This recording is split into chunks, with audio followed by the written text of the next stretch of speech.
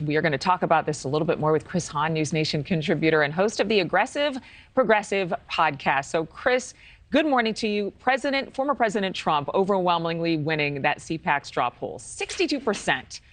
Florida Governor Ron DeSantis coming in second at 20%. But how much does this poll actually matter? I don't think it matters much. Trump owns CPAC at this point. It's his group.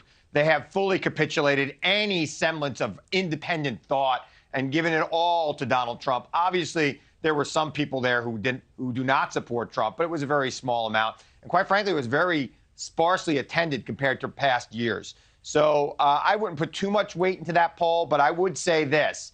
I think Donald Trump is the odds-on favorite to be the Republican nominee. He has a very large base. Ron DeSantis, while has some buzz, once he gets into the race and actually has to deal with the attacks that Trump is hitting him with, it'll be a completely different story, as it has been for many others who have challenged Trump in the past. Well, and I'm glad you're saying that, because my next question for you is that there are a lot of people who've dismissed former President Trump time and time again, and not just the media, but members of his own party. How much of a concern is he, or should he be, for Democrats, and what strategy should they take in making sure he's not elected? There's only two ways to run: unopposed or scared. I would be very much afraid of Donald Trump. He has a base that is going to do anything for him. They will walk through fire for him. He made the position clear at CPAC over the weekend. He wants people to vote early and by mail, which Republicans used to do much better than Democrats in the past, until Donald Trump said, don't do it that way. So I think that he's a big problem for Democrats.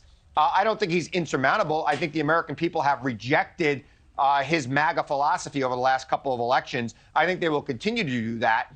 But I think it's very important that Democrats take him very seriously and look for every single vote across this country to make sure he doesn't get back into the White House. Well, let's talk about Nikki Haley's chances, or at least what she was saying as she pushed for a new generation. Let's listen.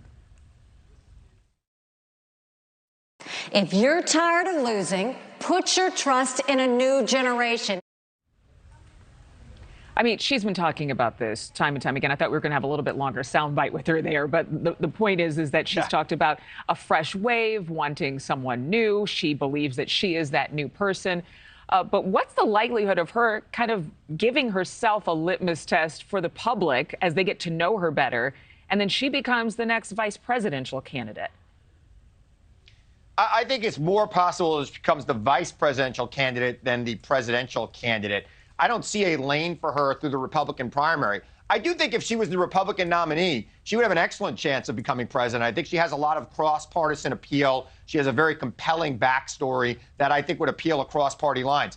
But I don't see a path for her. But yeah, I think VP might be a more appropriate spot for her, given the fact that the Republican Party is fully in the bag for Trump and his policies. And quite frankly, the cruelty that MAGA-ism has put out there. You saw Donald Trump saying, "I will be your retribution." You saw Trump Jr. Talking horribly about Fetterman and others. I just think that Nikki Haley is kind of a more bright, sunny personality, a very positive person in the way she campaigns. And I don't see a path for her right now in the Republican Party. Well, she's got a toughness to her, too. I think that's why she's getting a lot of traction. But there was rumor that former President Trump was booed at CPAC, even somebody tweeting out a clip. But it turns out that it was people who were in attendance booing a protester who was playing like an expletive-laced song that was criticizing the former president. Yeah, I don't think he's ever going to get booed at CPAC. No. that's his crowd, man. It's like, it's like booing Derek Jeter at Yankee Stadium. It's just not going to happen for him at CPAC. Yeah. So don't believe everything you see without some context. That's the lesson learned there. Chris Hahn, thank you so much for being with us. Thank you for watching. Go to newsnationnow.com to find NewsNation on your television provider. And don't forget to click the red subscribe button below to get more of NewsNation's fact-driven, unbiased coverage.